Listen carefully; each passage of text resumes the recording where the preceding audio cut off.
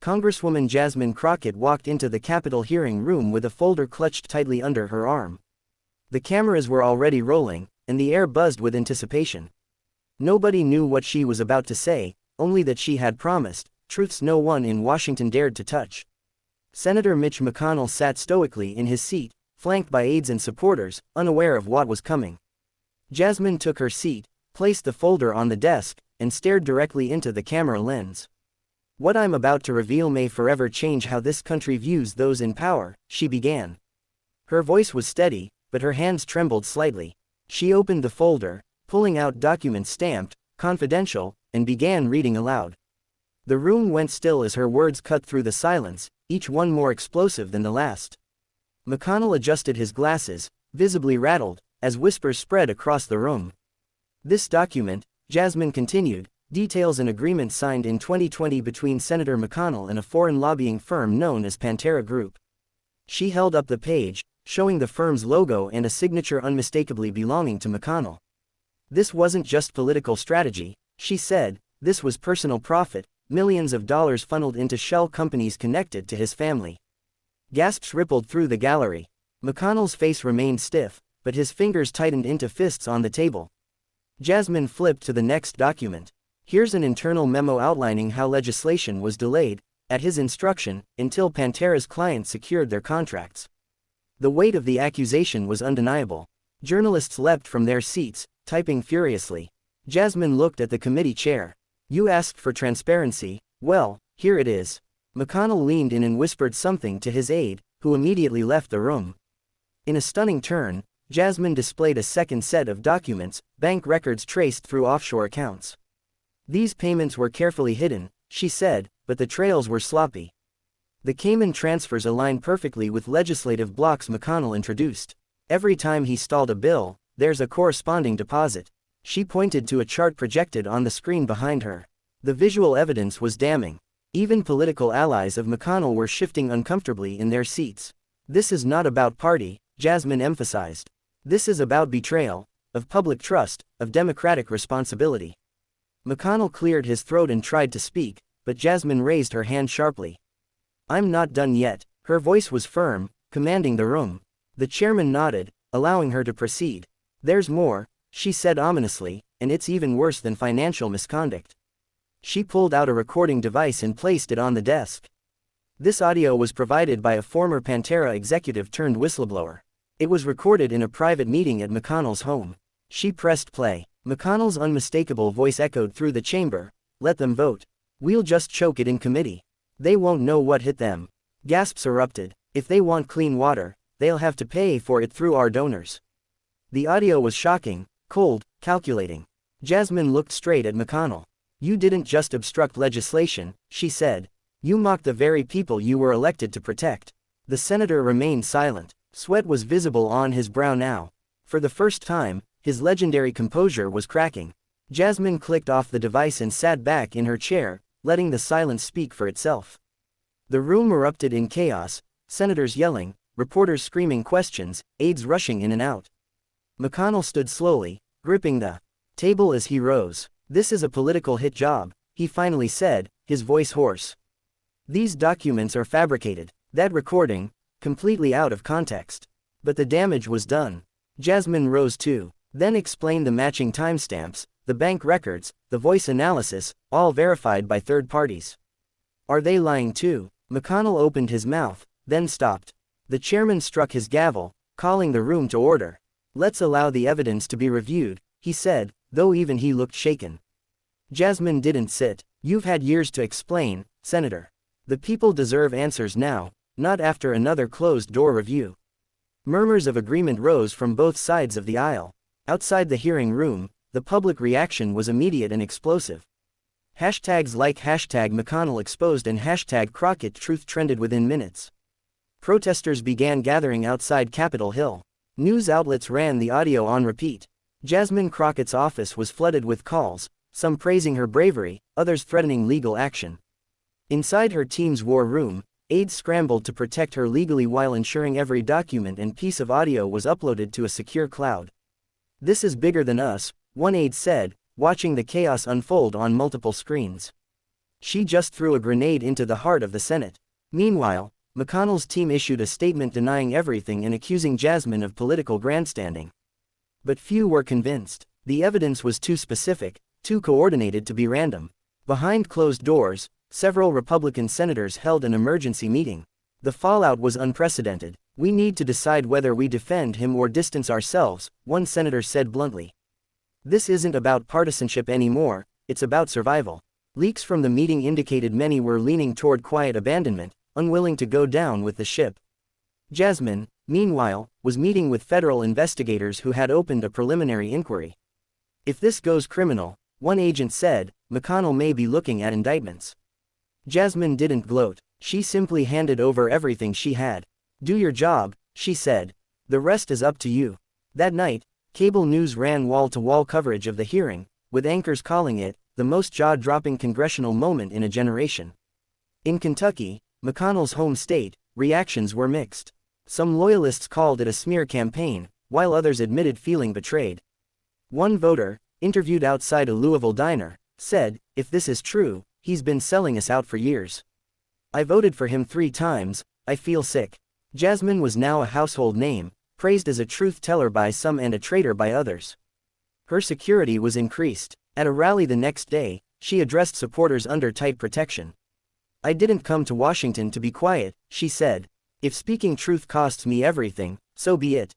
But I will not let corruption win." The crowd roared in approval.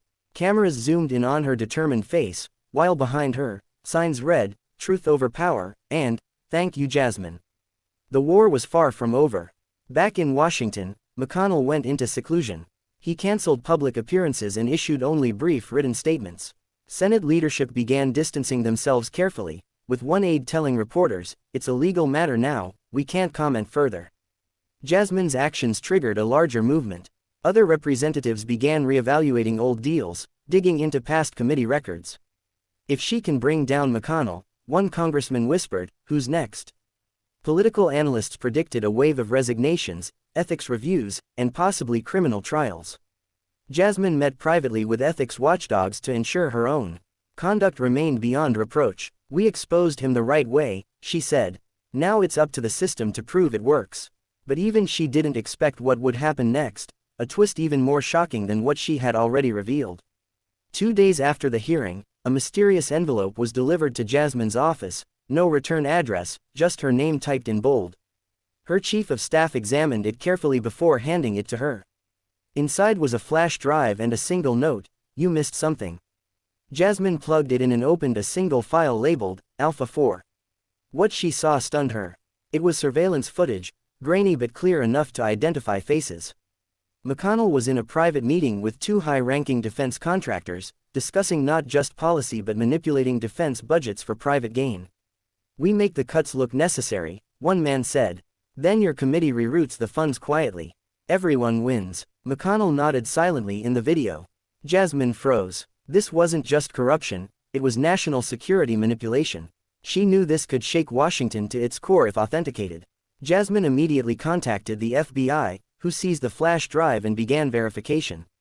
Agents confirmed the footage was real, time-stamped during an off-the-books Senate recess meeting. The room where it was filmed matched a private facility owned by a Pantera subsidiary. Jasmine's legal team warned her not to go public yet, but it was too late. Someone leaked the footage to the press, and within hours, it was everywhere. The nation erupted, headlines blared, "Senator linked to defense budget fraud." Calls for resignation poured in from both sides of the aisle. Jasmine issued a statement. "I didn't leak it, but I stand by every revelation. The truth doesn't wait for permission." Meanwhile, McConnell's team was in full crisis mode, consulting crisis PR firms, lawyers, and even former intelligence contacts.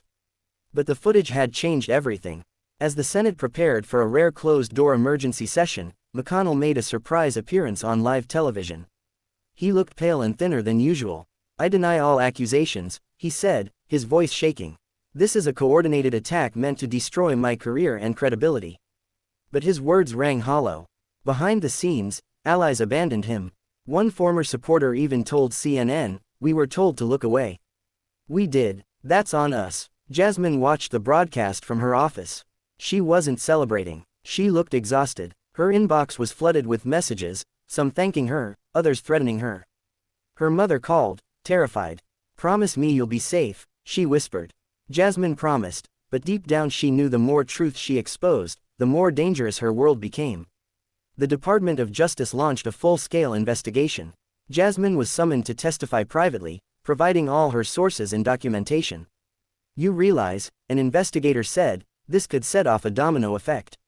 If McConnell falls, others connected to this deal might too." Jasmine nodded. "Let them fall." Meanwhile, McConnell's legal team began negotiating a deal, resignation in exchange for leniency. But the DOJ wasn't buying it. The charges being considered were severe: conspiracy, bribery, obstruction of justice. News broke that subpoenas had been issued to multiple contractors and former staffers. Jasmine was now seen as the face of political accountability, though some painted her as a destroyer of institutions. "I didn't destroy anything," she said during an interview. "I just turned the lights on." Protests continued across major cities, some in support of Jasmine, others decrying what they saw as a political purge. Political pundits debated day and night: was this the beginning of a new era or the collapse of public trust altogether? The president issued a cautious statement, acknowledging the seriousness of the claims but urging citizens to let the process play out. Jasmine, meanwhile, kept her schedule low profile. She visited schools, veterans centers, and quietly met with reform advocates. "This can't just be a spectacle," she told her team. "We need laws, safeguards, real change." In private, she confessed to a friend, "I'm scared. Not of losing my job, but of nothing changing after all this. That would be the real loss." Her voice cracked. She hadn't cried yet, but the weight was showing. A week later, McConnell shocked the country by resigning live on national television. "It has been an honor," he said, reading from a trembling sheet of paper. "But I cannot serve effectively under this cloud." He didn't admit guilt, but his exit was seen as a final acknowledgement. Jasmine watched silently from her office, then closed her laptop. The moment was surreal. No one had ever brought down someone so untouchable. She wasn't cheering. She was thinking of what came next. The Senate erupted in activity: special elections, committee reshuffling, ethical reforms fast-tracked. Jasmine was invited to join a new bipartisan task force on legislative transparency. She accepted, but with a warning: reform means nothing if it's only cosmetic. "We have to go all the way." And the task force knew she meant it. Weeks passed, and investigations widened. More names surfaced: lobbyists, lawmakers, aides, connected to McConnell's web of deals. Some were indicted, others quietly retired. Pantera Group's offices were raided. A major shift began taking place across Washington. Jasmine was named Time magazine's Person of the Year for piercing the silence of corruption. She was offered book deals, documentaries, even movie rights. She declined them all. "This isn't a story to sell," she said. "It's a system to fix." But she did agree to one sit-down interview. When asked why she did it, Jasmine said simply, "Because I couldn't sleep knowing what I knew. And I couldn't live pretending it didn't matter." Her answer went viral. Millions of young Americans began registering to vote, citing her as the reason. But victory came at a cost. Jasmine now traveled with armed security. She received death threats daily. Her staff underwent background checks and emergency drills. Still, she pressed on. "Fear is how they win," she said during a town hall. "But we fight anyway." She pushed for new legislation limiting dark money in politics, expanding whistleblower protections, and ending closed-door lobbying sessions. The bills faced resistance, but public pressure forced movement. Jasmine became a symbol. Some called her a savior, others a traitor. She accepted neither title. "I'm just a citizen doing my job," she often said. Yet, she knew things would never be the same. She had cracked something open, and now the whole world was watching what would come out. One night, after a long meeting, Jasmine returned home to find another envelope on her doorstep. Inside were 3 words on a scrap of paper: "You're not done." No return address, no explanation.